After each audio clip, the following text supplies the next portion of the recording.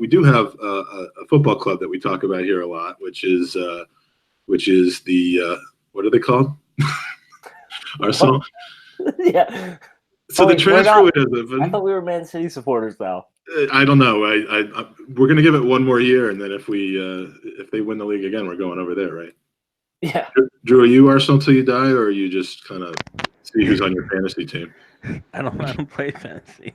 Good man. Yeah, so no, I absolutely adore the club. So I'm excited. I've heard some of your fantasies, but I don't think you've heard of any of them, actually. I don't know. I've heard of one of them. All right. That's really rude. The transfer window is open. Not a lot of activity yet.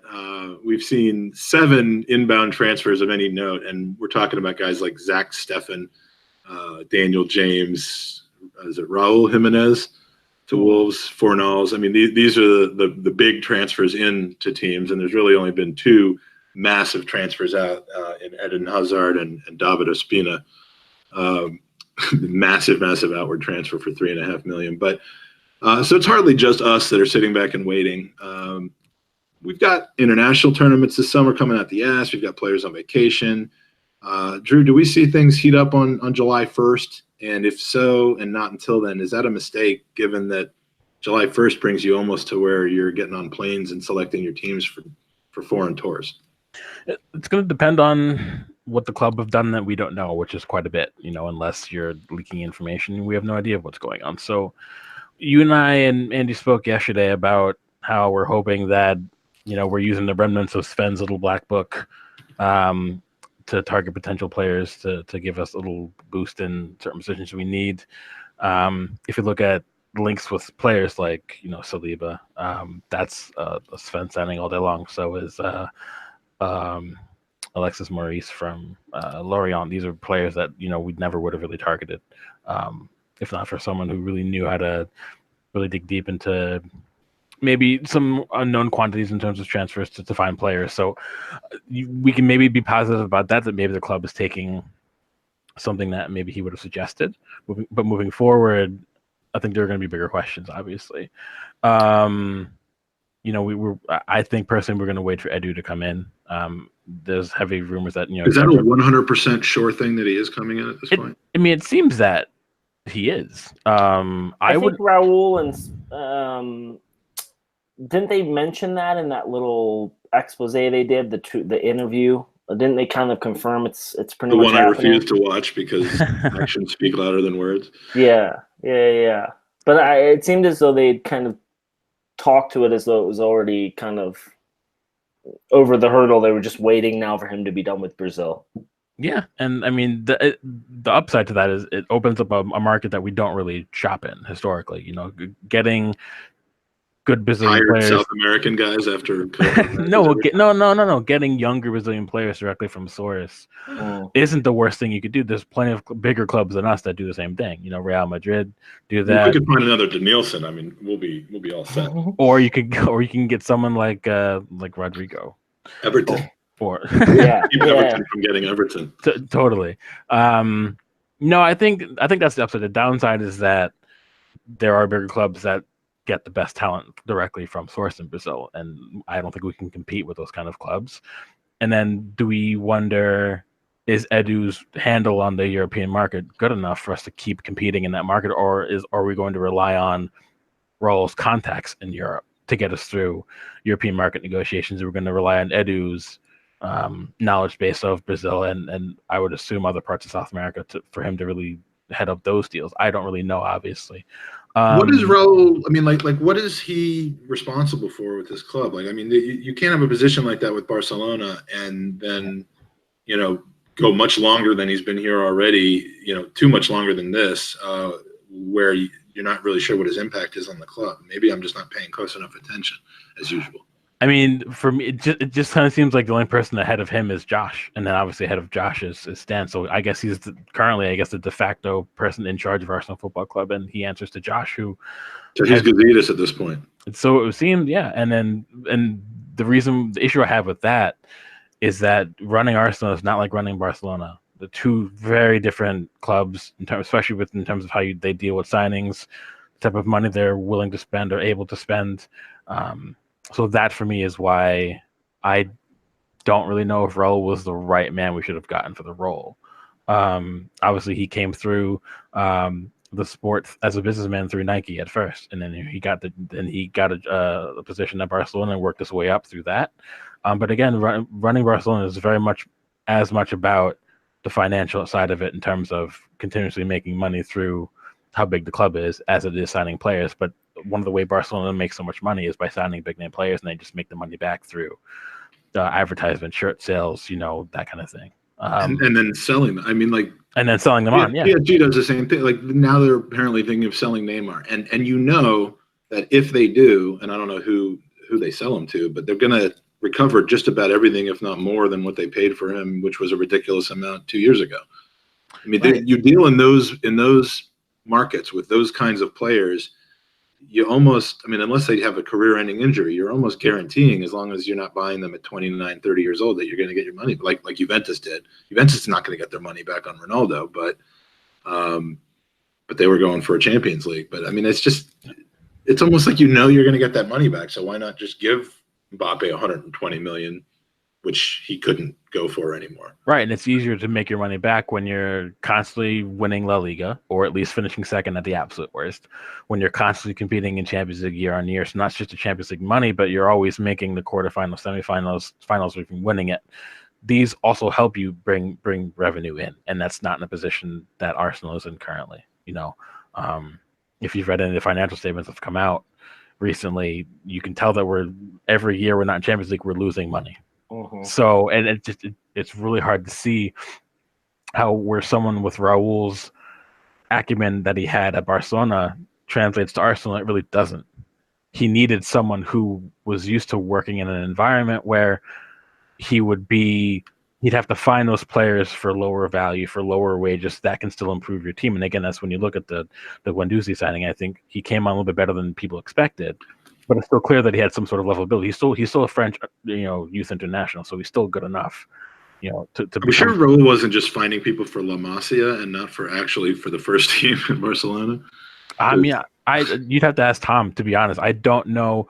I only know about so much about Barcelona and La Liga, and Tom would know more. But my understanding of it through just reading and research is that. But this is why I think so many fans are frustrated that Sven's gone, because Sven has worked in those environments at Dortmund before Dortmund got the money that they have currently. Yeah. He'd have to find these players. Again, I always point to Julian Weigl because they bought him from 1860 Munich and for 1.5 million euro. 2 years, and then he worked himself through his first preseason, ended up starting their first match of the season. After he was ostracized from 1860 Munich because of some things that went on behind the scenes. And now, 3 years later, for large portions, he was highly touted throughout Europe, became a full German international. Bigger clubs than Dortmund wanted to maybe bring him in. That's the prime example. And that you see those kind of types of signings in the Guendouzi signing, in, the Torres signing, who is a player that maybe if he played for a bigger club, if he was a couple years older, could have went for double the money. But we got him before he hit that level of, well, now we can't afford it. I think that's where Arsenal really have to focus on the market, is going after players before they hit that level where we really can't compete to get them. Yeah, and there's a good question about that from Fredo in the user questions. We want to say hello to Gooner Eagle Eye. Andy, hopefully you'll get a chance to meet Chris when you go over there. I hope so. He says "fuck pineapple on pizza forever." Yeah. He's an instant brother. So Ryan Kloss in the chat. Let me just say hi to Ryan in the chat. We got Henrik Ho Jacobson, Josh Page is in the chat, a couple other people. So sorry to step on you there. No, it's fine. I just wanted to segue into, and maybe this was the user question you were just discussing, but it just doesn't make sense to me that we are currently, handcuffed with a 40 million pound budget, and if rumors are true today, we're spending 27 million of that on a teenage child who we're then going to loan back. And we talked briefly about it yesterday, but let's chat again, because the rumors, if true, that's over half of what we're supposedly have in our kitty, and we're not even gonna use it for to 9 to 12 months. I mean, it doesn't make sense. It just absolutely does not make sense. What doesn't make sense is the whole concept of the kitty. I mean, I'm starting to hate kitties as much as I hate Humber and Adam. But this whole thing, I'm saying it's ridiculous. I've stuck my neck out there. So I mean, if we end up having a net spend that's under 40 million, I'm gonna have some crow to eat. I've hedged myself a little bit by saying we have a lot more money. I'm not saying we're going to spend more money. I'm just saying it's not all we have. But I don't buy that.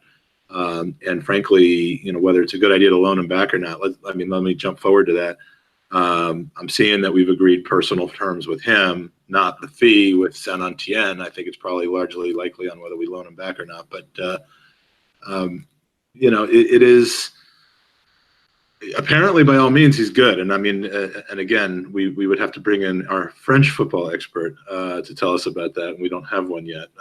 But the ability to do that shows that we are hopefully trying to build a stockpile of players for the future, and not necessarily just £2 million players or £4 million players.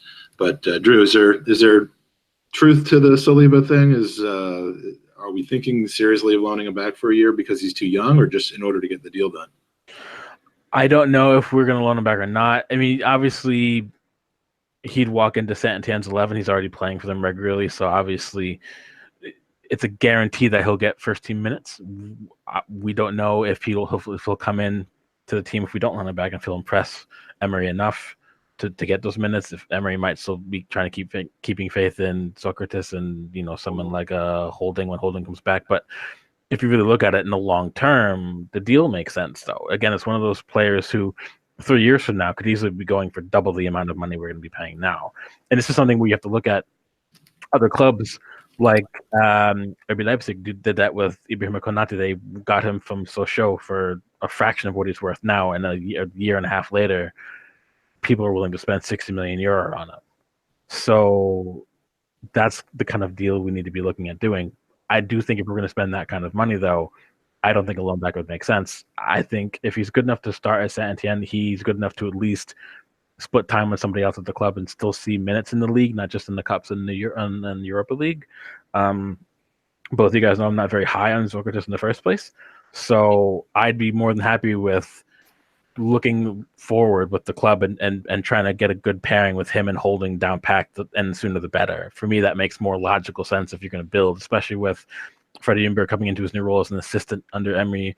We may be even seeing Freddie as the actual manager long term if Emery is not extended past this season, depending on how results go. So, and Freddie does have a hand in developing a lot of the young players we see currently, coming through and maybe having a sniff at first team minutes this coming season, the likes of Reece Nelson and Emile Smith-Rowe.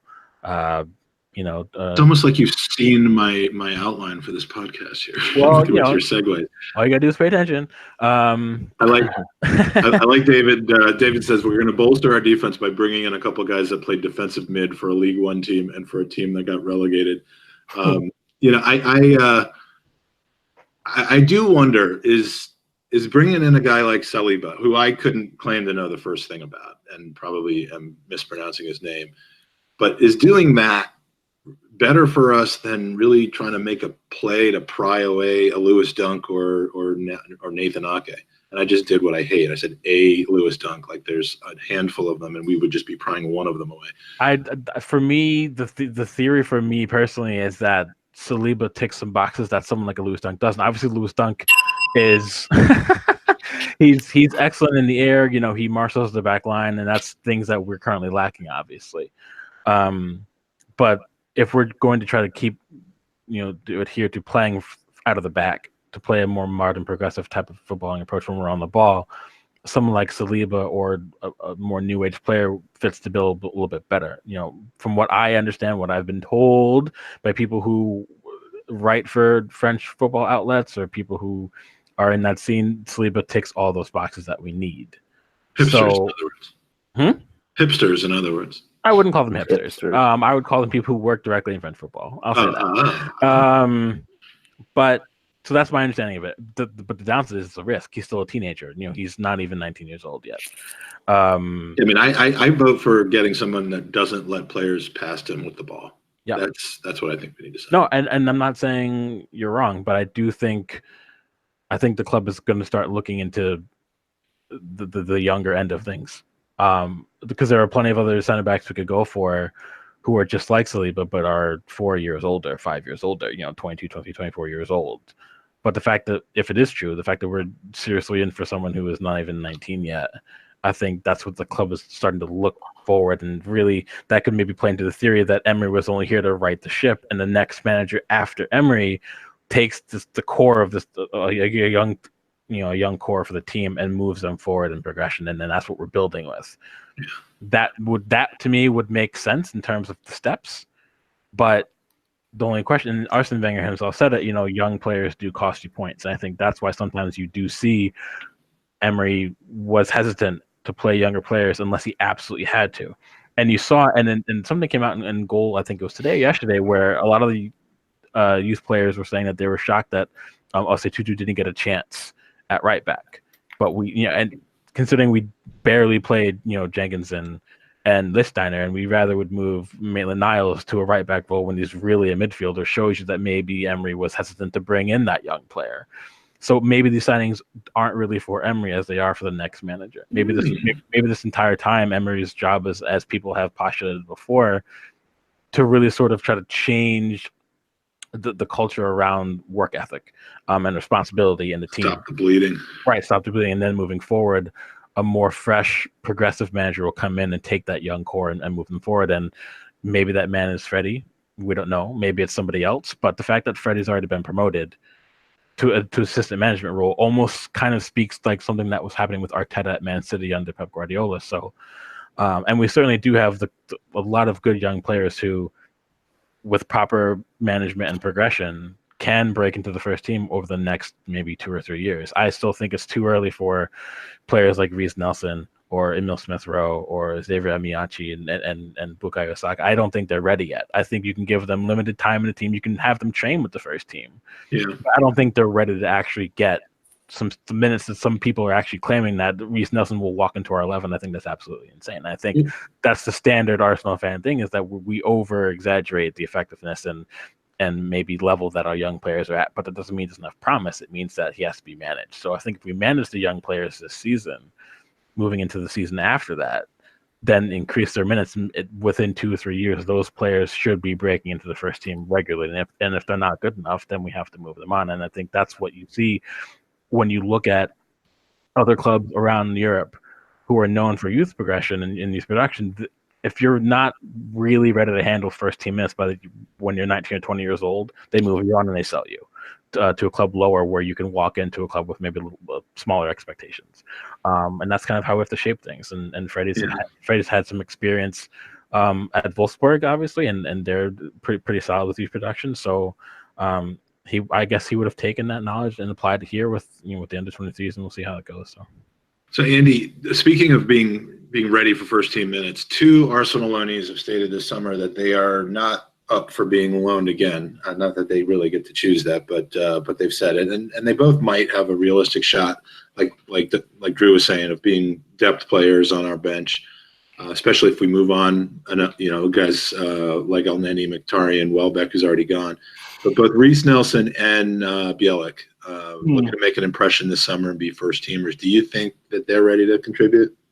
I can't say that I've seen both of them play every week. Bielik, it seems as though everyone who has seen him, who knows footballs, rates him really highly. And, to say that they're ready or not, I don't think I wouldn't say that's the argument. I like the fact that they want to play for their place in the squad. There's nothing wrong with them being included in the squad, because they're both homegrown players, and we're going to be kind of tied by that. And give them the opportunity to fight. I think it's the only way that we can improve as a team, is we give these kids the opportunity to try and push. Are they going to compete against Man City and Liverpool, or help us compete against them? Probably not. But how do we know unless we give them a shot? How many times did we start Granit Xhaka and Elneny? I mean, not a ton, but how many times in the last season and a half have we started a midfielder in the back line. Oh, absolutely. And that's the frustrating part about it. Like Xhaka, Elneny, even Monreal, they've all had to jump back there and be players who are not necessarily – they're handicapped because it's not their position. And we could have easily slotted in a Billick or a Chambers, and they would have been hit the ground running. So I don't have a problem with them saying that they don't want to be loaned out again. They want to fight for a first-team spot. It's only fair, right? This is their profession. They're getting up there in age. But, Mike, I almost feel like if you were to put Chambers and Billick on the market today, even Reece Nelson, you're probably looking at $20 million plus at any other team that would sell them, except for Arsenal, will sell them for $4 million happily to a team.